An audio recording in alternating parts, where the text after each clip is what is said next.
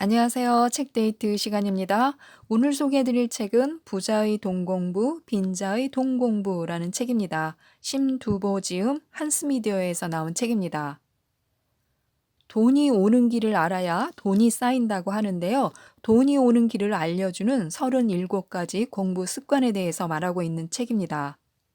돈을 부르는 공부법은 따로 있다고 하는데요. 부자의 인생 공부법, 부자의 경제 공부법, 또 투자 공부법, 부동산 공부법에 대해서 총 4장으로 구성되어 있습니다. 이 중에서요, 간단하게 몇 가지만 알려드리도록 하겠습니다. 가난한 사람은 필요한 것만 공부하는 반면에 부자는 기본 원리부터 탐구합니다. 가난한 사람이 일하기도 바쁜데 다 공부할 시간이 있나? 나한테 필요한 부분만 공부해서 빨리 돈 벌어야지 하는 반면에 부자도 나와 같은 사람일 뿐이야. 그들에게 뒤처지지 않게 공부를 해놔야 기회를 잡을 수 있어 라고 말합니다. 부자는 다양한 방식을 통해 위험과 기대 수익이라는 두 가지 속성을 조절해 가면서 부를 축적합니다. 누구보다 많은 시간을 돈 공부에 할애하고 있습니다. 가난한 사람은 할 수 없는 일은 포기하지만 부자는 부족한 부분을 채워줄 파트너를 찾습니다. 가난한 사람이 이건 난 못하는 일이니까 빨리 포기하는 게 편해. 내가 할 수 있는 일을 찾아봐야지 하는 반면에 부자는 이건 내가 할 수 없는 일이야. 이 일을 해줄 수 있는 사람을 찾아보자. 같이 할 사람이 있으면 더 큰 기회를 잡을 수 있을 거야 라고 말합니다. 부자는 주위 사람들에게 적극적으로 도움을 요청합니다. 그리고 자신에게 없는 능력을 갖춘 사람들에게 충분한 보상을 제공하며 함께 해달라고 부탁을 합니다. 협업은 언제나 더 큰 파일을 만들어낸다는 것을 알고 있기 때문입니다. 가난한 사람은 유행을 쫓지만 부자는 근본적인 변화에 주목합니다. 가난한 사람들이 요즘 벌꿀 아이스크림이 유행이던데 나도 가게 한번 내볼까 하는 반면에 부자는 우리나라의 1인 가구가 늘고 있어. 그럼 어디에 투자해야 하지? 라고 말합니다. 변화를 파악하기 위해서 우리는 관련 통계를 검토해야 하고요. 이와 함께 어떤 기술들이 개발되고 있는지를 주의 깊게 살펴봐야 합니다. 가난한 사람은 무조건 아끼지만 부자는 효율적인 절약을 합니다. 가난한 사람이 돈은 안 쓸수록 좋아, 최대한 아껴보자 라고 말하는 반면에 부자는 절약에도 다 방법이 있어. 어떻게 하면 장기적으로 돈을 모을 수 있을까라고 생각합니다. 진정한 의미에서의 절약은 우리 생활의 균형을 의미합니다. 절약을 하기 위해서는 자기 개발을 미루지 않아야 합니다. 자기 개발은 장기 투자에 비유할 수 있고요. 짧게는 1년, 길게는 수십 년에 걸쳐 비용과 시간을 들임으로써 그 결과를 얻게 되기 때문입니다. 가난한 사람은 고집을 부리지만 부자는 유연성 있게 사고를 합니다. 가난한 사람이 내가 찾은 정보에 따르면 내 말이 맞아. 증거가 이렇게 많은데 그래도 아니라고 하는 반면에 부자는 세상은 빠르게 변하고 있어. 내가 알고 있는 것은 아주 작은 부분에 지나지 않아 라고 말합니다. 기능적 고착에 빠지면 어떤 물건의 쓰임새를 본래의 목적 외에 사용하는데 어려움을 겪기 때문에 유연한 사고가 중요합니다. 가난한 사람은 자신의 의지를 믿지만 부자는 자신의 단점을 직시합니다. 가난한 사람이 올해부터는 새 사람이 되는 거야. 매일 아침 5시에 일어나서 운동을 시작해야지. 퇴근해서는 영어 학원을 다니자. 난 의지가 강하니까 할 수 있을 거야. 라고 말하는 반면에 부자는요.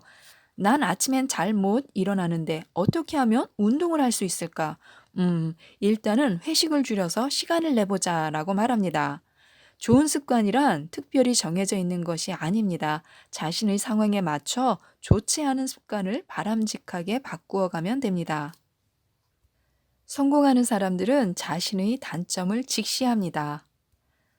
가난한 사람은 대세를 중요하게 생각하지만 부자는 대세 속에서 역발상을 합니다.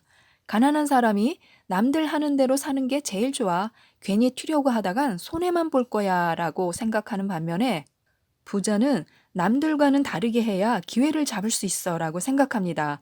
기회를 잡고 싶다면 다른 사람들과 똑같은 방식으로 해서는 안 됩니다. 역발상이 성공의 중요한 열쇠 중 하나입니다. 가난한 사람은 여기저기 쓸 돈을 따로 정해둡니다.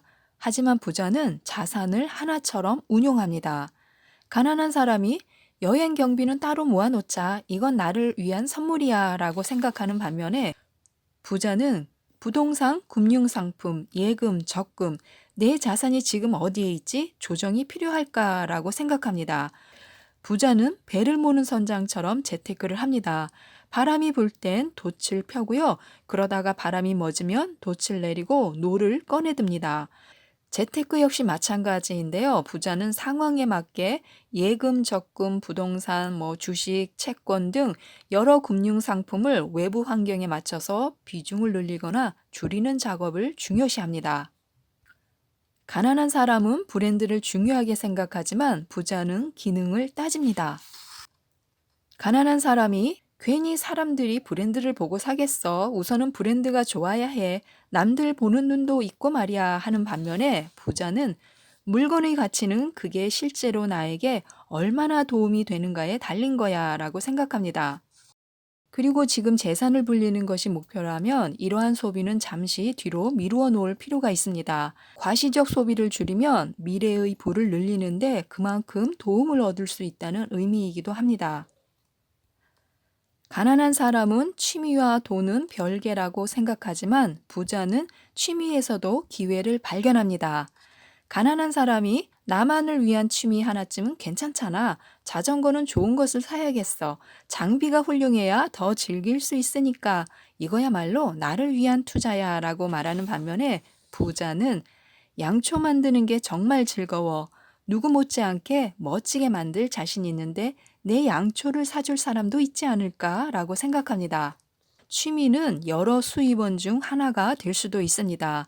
언젠가는 내 기술을, 내 작품을 판매할 수 있을 거야 라고 막연히 짐작하며 기다릴 수만은 없는데요. 취미를 갈고 닦아야 비로소 남들로부터 인정받고 수익도 낼 수 있습니다. 가난한 사람은 사업은 위험하다고만 생각하는 반면에 부자에게 사업은 언제든 선택 가능한 옵션입니다. 가난한 사람들이 사업은 함부로 하는 게 아니야. 특히 우리나라에서는 한 번 실패하면 끝이지. 괜한 무리수는 두지 말자라고 말하는 반면에 부자는 평생 직장을 고집할 필요는 없지. 차분히 준비한다면 이직하는 것보다 더 좋은 환경을 만들 수 있을 거야. 적어도 은퇴 후의 계획은 필요하니까 사업을 준비해서 나쁠 건 없어 라고 생각합니다. 직장을 다니면서 사업을 준비할 경우에 가장 많이 고민해야 하는 부분은 내가 할 수 있는 일을 개발하되 그것이 시장에서 상당한 가치가 있어야 합니다. 가난한 사람은 당장의 수익을 찾지만 부자는 인생 단계에 따라 차근차근 재테크를 합니다. 가난한 사람은 1년을 어떻게 기다려 당장 수익이 날 수 있는 것부터 찾아야지 하는 반면에 부자는 지금은 아껴서 저축할 때야. 목돈을 모은 후에 더 높은 수익을 거둘 수 있는 투자를 하자. 그리고 은퇴하고선 다시 안정적인 투자 포트폴리오를 짜야지라고 말합니다. 장기 플랜을 세워놓는 것이 재테크에 도움이 됩니다. 큰 그림을 그려놓고 그 안에서 일어나는 변화에 따라 조금씩 계획을 수정함으로써 좀 더 일관적으로 재테크를 실행할 수 있습니다. 가난한 사람은 과거를 안주로 삼지만 부자는 미래에 대해서 이야기합니다. 가난한 사람이 내가 말이야 예전엔 잘 나갔다고 하는 반면에 부자는 나에겐 버킷리스트가 있어. 좋은 문화가 있는 조직을 만들고 싶고 고양이와 개와 함께 살고 싶어. 열심히 영어를 공부해서 외국인과 원어민처럼 이야기도 나누고 싶어 라고 말합니다. 미래에 대해 이야기할 때 중요한 것은 목표를 명확히 하는 것입니다.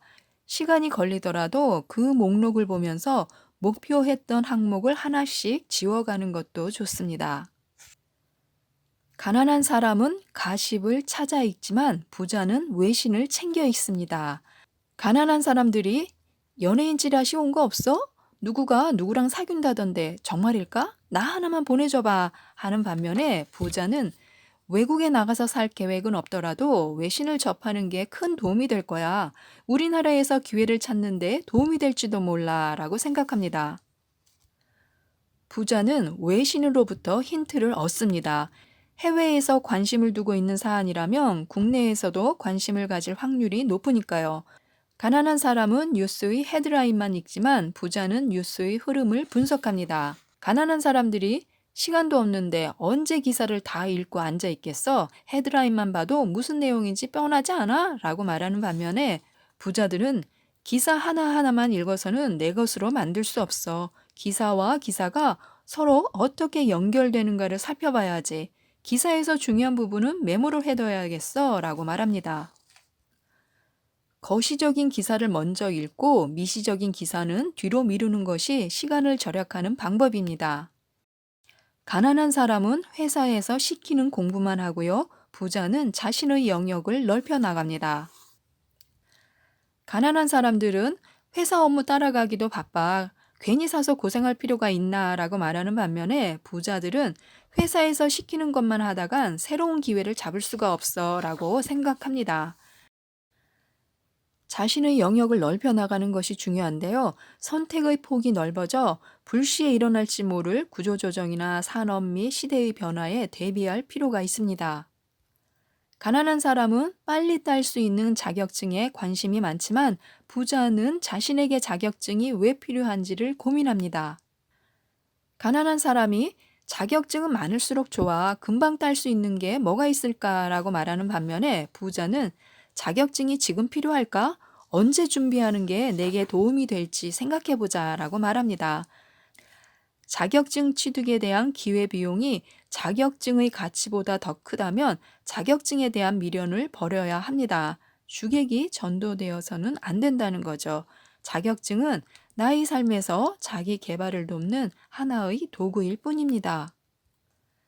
지금까지 부자들이 돈을 부르는 공부법에 대해서 말씀드렸는데요. 경제, 투자, 부동산에 이르기까지 자세한 공부법과 내용까지 실려 있어서 한번 읽어보시면 많은 도움이 될 것 같습니다. 꼭 한번 읽어보셨으면 좋겠습니다. 이상 책데이트였습니다. 감사합니다.